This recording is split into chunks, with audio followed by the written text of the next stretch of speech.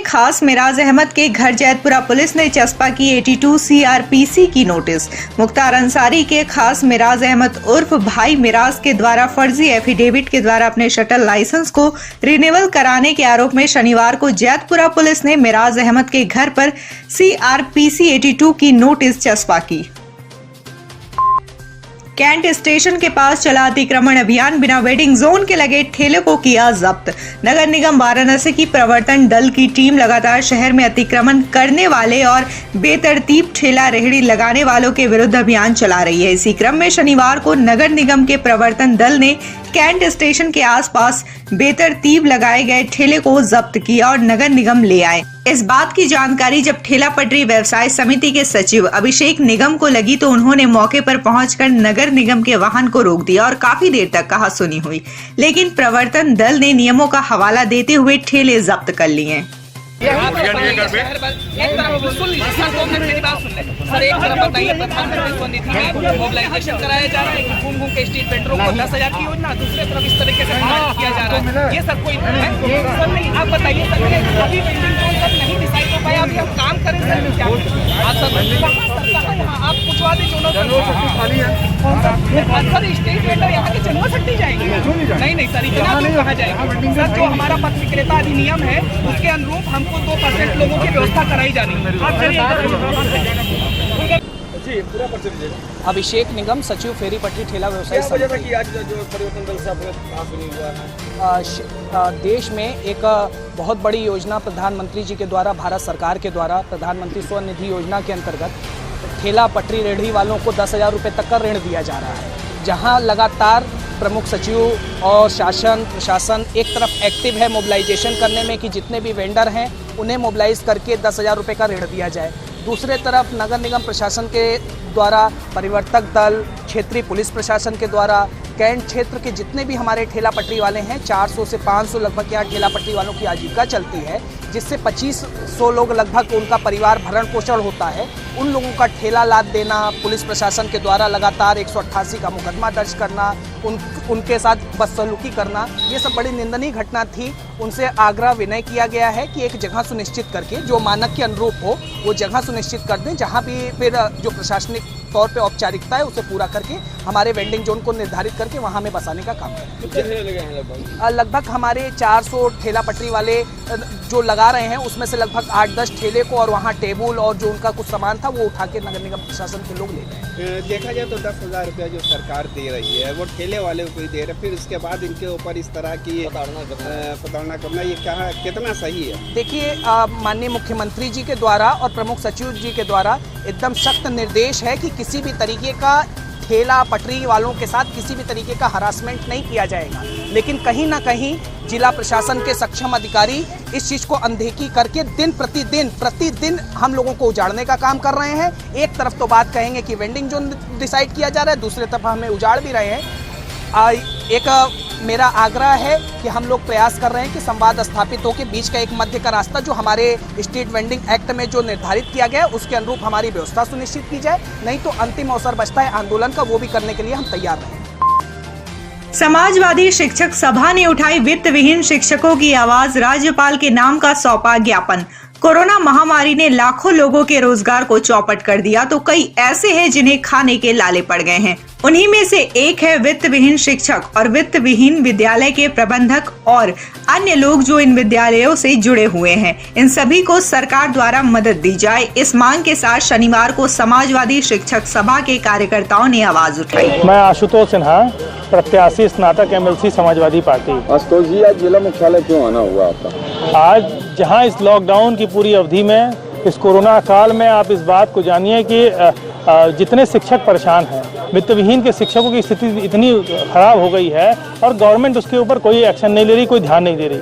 आज समझिए कि मनरेगा के मजदूर से कम सैलरी पे शिक्षक काम करते हैं। आज कंडीशन ये है कि आज जो मैनेजर है उसके पास भी पैसा नहीं है शिक्षकों को दे पाए, और गवर्नमेंट इसके लिए कोई आर्थिक पैकेज का ऐलान अभी तक की गवर्नमेंट ने नहीं किया है। इसलिए आज हम लोग यहाँ पर इकट्ठा होकर महामहिम राज्यपाल को ये ज्ञापन देने का काम किया है कि आज ACM सेकंड के माध्यम से कि आज पूरे के पूरे उत्तर प्रदेश में जितने भी वित्त विहीन के शिक्षक हैं उनको एक आर्थिक पैकेज गवर्नमेंट देने का काम करे। वाराणसी में डिजिटल पेमेंट के लिए ठेला पटरी व्यवसायियों को किया जा रहा है जागरूक। नगर आयुक्त गौरांग राठी के निर्देश पर नगर निगम वाराणसी व फेरी पटरी ठेला व्यवसायी समिति के संयुक्त तत्वाधान में प्रधानमंत्री स्वनिधि योजना के अंतर्गत शहरी पथ विक्रेताओं के साथ जोनरवार बैठक कर जागरूकता अभियान तेजी से चलाया जा रहा है। जागरूकता अभियान में शनिवार को प्रभारी जोनल अधिकारी पीके द्विवेदी ने योजना की जानकारी देते हुए बताया कि फेरी पटरी व ठेला व्यवसायियों को डिजिटल पेमेंट करने व स्वीकार करने के तरीकों की जानकारी देने के लिए भारत सरकार के निर्देश पर नगर निगम वाराणसी द्वारा शहरी पथ विक्रेताओं को जगह जगह ट्रेनिंग दी जा रही है। वाराणसी में चल रहे विकास और निर्माण कार्यों की डीएम ने की समीक्षा, दिए आवश्यक दिशा निर्देश। जिलाधिकारी कौशल राज शर्मा ने शनिवार कार्यदायी संस्थाओं के साथ बैठक कर शहर में चल रहे विकास एवं निर्माण कार्यों की समीक्षा की। उन्होंने कहा कि सभी निर्माण कार्य निर्धारित समय पर पूरा होना चाहिए, अन्यथा इसमें लापरवाही बरतने वाले अधिकारियों की जिम्मेदारी तय की जाएगी। अस्पतालों में मर रहे मरीजों का अवश्य कराए डेथ ऑडिट।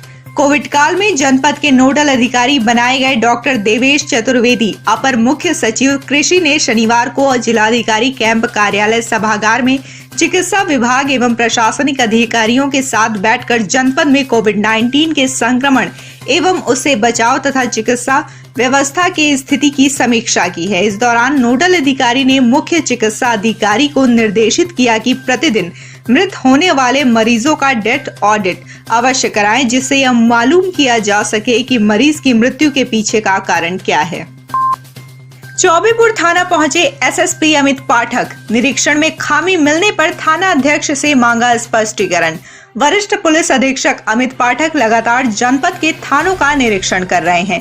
इस दौरान लापरवाही पाए जाने पर तुरंत कार्रवाई कर रहे हैं। बीते दिनों एसएसपी ने बड़ा गांव थाने के निरीक्षण के दौरान कई मामलों में शिथिलता बरतने पर थाना अध्यक्ष को तत्काल प्रभाव से लाइन हाजिर किया था। शनिवार को एसएसपी वाराणसी अमित पाठक ने चौबेपुर थाने का औचक निरीक्षण किया और कई मामलों में शिथिलता बरतने पर थाना अध्यक्ष चौबेपुर को कड़ी हिदायत दी है। दयानगर की सड़क पर दया कीजिए साहब, बगल में ही है मेयर का घर मगर 15 साल से रास्ता है खस्ता। कहते हैं किसी भी इलाके में शासन और प्रशासन कैसा काम कर रहा है, अगर उसे समझना हो तो वहां की सड़कों का हाल पूरी कहानी बता देगा। वैसे तो वाराणसी में विकास के कई काम हुए हैं और लगातार चल भी रहे हैं, मगर आज हम आपको बनारस के एक ऐसे क्षेत्र के जमीनी हकीकत से रूबरू करा रहे हैं जहां बीते 15 साल से दुर्दशाग्रस्त सड़क की सुध लेने वाला कोई नहीं है। सबसे अहम बात यह है कि इलाका बनारस के किसी दूर दराज के क्षेत्र में नहीं बल्कि शहर के बीचों बीच है, और तो और बनारस की मेयर का निवास भी यहाँ से बिल्कुल नजदीक ही है।